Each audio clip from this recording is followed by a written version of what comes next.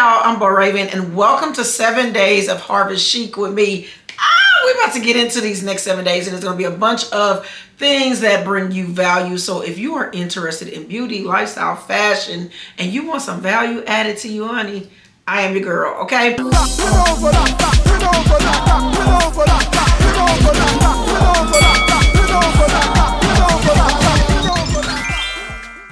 All right, ladies, this video is going to be all about how you can make that investment purchase for yourself, especially with the holidays coming up, especially because you deserve it, and especially because you are what? That girl. Number one, please know it's okay to pamper yourself. Please know this. Please know this. No matter what the occasion, no matter if there's no occasion, it's always okay to pamper yourself and pour back into yourself. Number two, let's make sure it's a disposable income, meaning it's not rainy day money. It's not money that we're using month to month. It's not money that needs to go to bills. Let's make sure that it's extra cash that we have that we can dispose on. If you're trying to use like a credit card or something like that, I would strongly suggest against that, because now you're going to be making payments on a luxury item instead of just going ahead and buying the item outright. Three, since we're talking about the coin, ching, ching, ching, ching, ching, let's make sure we put a budget in mind.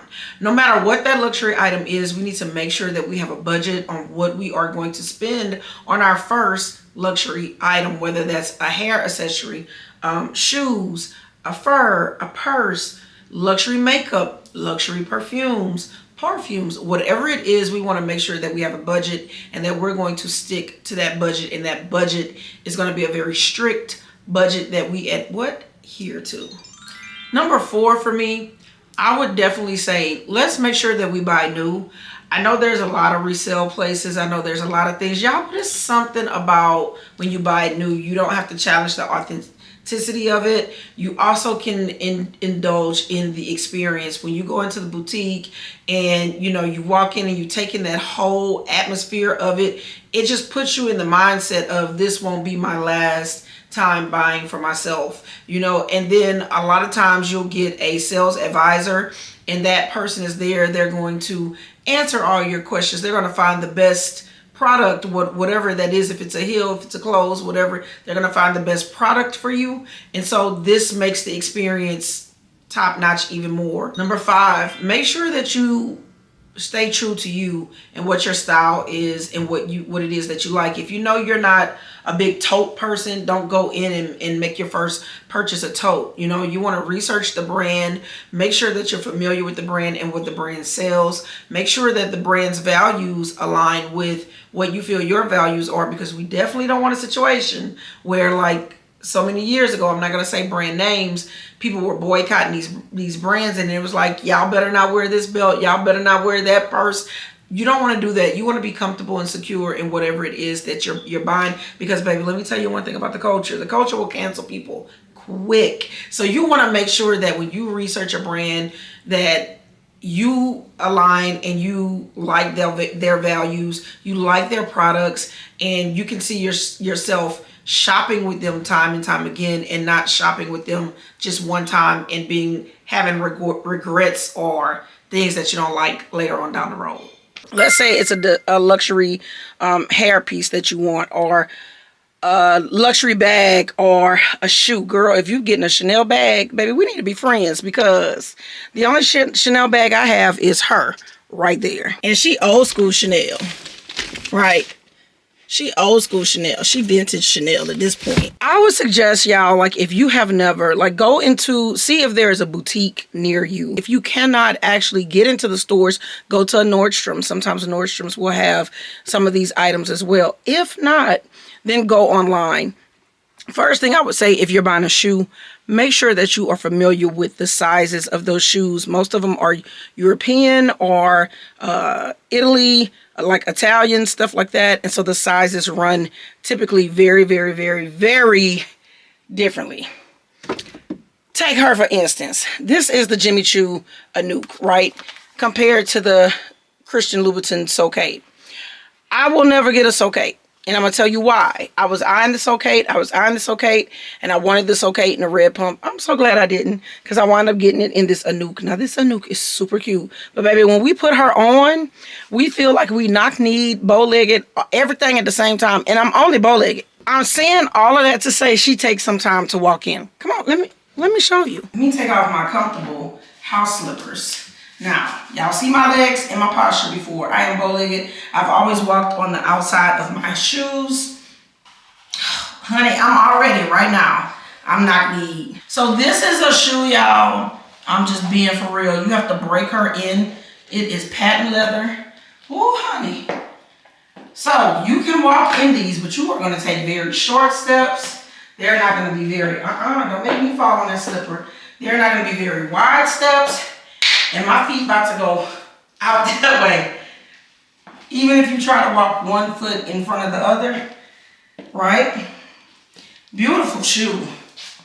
Absolutely gorgeous. But can I tell you, honey, wear time is limited. My posture, even with walking heel to toe. Look at my legs trying to go out, girl. Them legs is not, ew. Get the pose, ew. So, they are definitely, I feel like I'm doing ballet. That is the construction of the shoe. This is not, look, I'm holding the shoe flat, y'all. That is really the construction of the shoe. Do your research. Find I have so much static in my hair. Find a shoe that you feel is comfortable. Find a brand that you find is comfortable. Why do you think I own so many Giuseppe and Louboutin shoes? I found the style of Louboutin shoe that was comfortable for me. A couple of styles. And I found that almost all my Giuseppe shoes are very, very comfortable. Right? Very comfortable. And another thing that I like about Giuseppe Zanotti is that although I've never caught a sale. And I can't really say it's a sale. Like, there's like at a certain point, sometimes they will come back and they will mark a shoe down. You're still going to pay a good investment on it, but they will mark a shoe or a purse or something down. I've never been lucky to catch the shoes that I want at the time in that list, but it does happen. So it's just one of those things where you have to shop online. So for me, I would definitely say find a shoe that's comfortable. Find a shoe that you feel is just timeless, right? That will not go out of style. Oh, number 6 is so fun for me. Make sure that your very first purchase, y'all, your very first purchase should be like your first kiss, like your first boyfriend. Like, it's just love at first sight. It's that bag or that shoe or that whatever that is just gonna make you, for years to come, never want to part with it. For years to come, you're going to hold it and you'll be like, I'll never resell that. I'll never, like, that was my first. You want a very sentimental and intimate experience with it. So when I say make sure it is love at first sight, make sure that it's love at first sight. Number 7, make sure it's not a seasonal item though, right? It's okay to be love at first sight, but let's make sure that it's not a seasonal item, because then that restricts you to only wearing that purchase during a seasonal time. And then also, if it's seasonal, what if it goes out of season and never comes back in? Now you're stuck with something that, you know, you feel you can't wear, or you've only got one use out of it. So you want to make sure that it's not something seasonal, but that it's something classy and something chic. Hello, that's why we're doing 7 days of Harvest Chic, baby. Let's continue. Number 8 kind of piggybacks off of number 7. You want to make sure that you're not buying your first luxury purchase solely for an occasion. What do I mean by that? You go into a wedding, or it's your wedding, or you're going to a birthday party or something like this. You want to make sure, oh, I'm sorry, y'all. Let me turn my phone off. You want to make sure that you're buying a piece that you are going to use and get wear time out of. Number 9, you want to make sure that you can upkeep the care requirements on this. A lot of times when you buy anything luxury, especially purses or clothing or shoes, they come in different textures, sometimes different prints like animal, fur, reptile, like all this stuff like this, and you want to make sure that it is within reason for you to be able to upkeep it and care for it in the proper manner that it needs to be. Some people even take it as far as storing their furs in like storage units that are climate controlled and pulling them out at certain different times, or they put that in their homes. It's really up to you, but you want to make sure that before you make that purchase, you read the care and upkeep on it, and that's something that you are willing to commit to and that you can maintain and you can do. Number 10, I do understand that everybody maybe cannot buy it straight from the authentic retailer or luxury design or outlet or whatever from the beginning, and so you may have to go with like a consignment or a reseller. Here's what I want to say to that. That is absolutely okay. You just want to make sure that it is authentic. Make sure that they are not selling you a replica, because y'all, these companies are getting really, really good with these replicas. If y'all want a video on it, y'all let me know in the comments and I'll make a video on it, you know, after this video. But make sure that it's not, that it is authentic. Make sure that whoever the owner was had it in good shape. Make sure that, you know, you pretty much have the original form. Don't buy something that's so used down or damaged that you're having to go and really like refurbish it and stuff like that. Even try to see if they have like the authentic tags and things like that that go with the product. Now, these next two are simply just a bonus. Your lifestyle. Make sure that your lifestyle and your personality and everything about you that is charismatic, and everything about you that's charismatic shows up in the product that you're buying, right?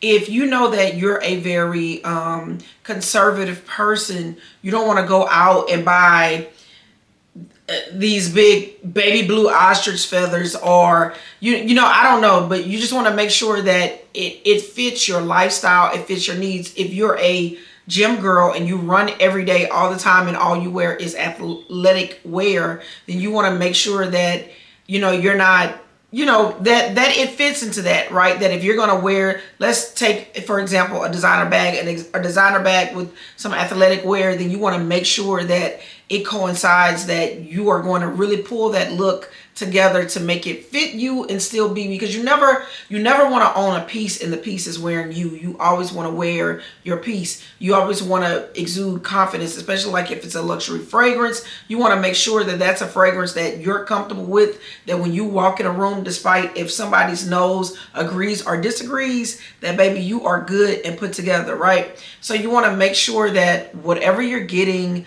coincides with your lifestyle. That's so important, because that's going to make you exude even more confidence in your purchase and feel good about your purchase. Next bonus, and it's going to be our last one, and it's going to be a really good one. It's going to be, make sure that you make sure that you check into your resale of this purchase, right? It may be cool if you buy a bag at 21 or you buy a bag at 41, you know, right? Like myself.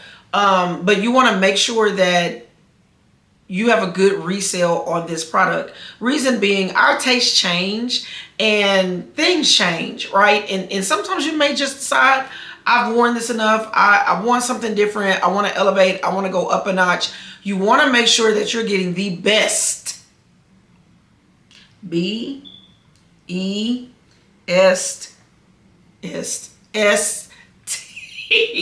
You want to make sure that you're getting the best resale for your product, because you would hate to buy and put a lot of money into a product and then you go to one day decide you want to resell it and it's lost a lot of value, or you don't really get what you feel it is that you deserve back off of your purchase from your bag. So I hope that these 10 things and these few bonuses helped you guys today with making your very first purchase. Congratulations to you, because if you're watching this video, that means that you are what?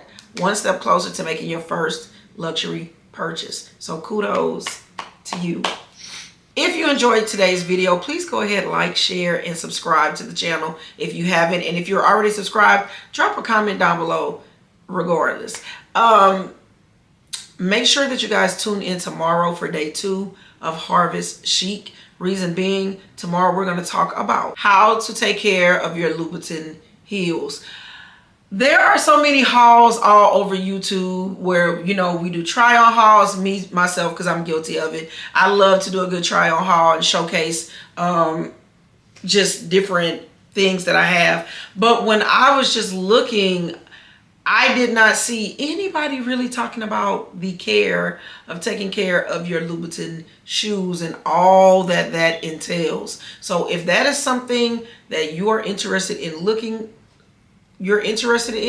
then that's going to be day 2, and you guys can watch that video on tomorrow.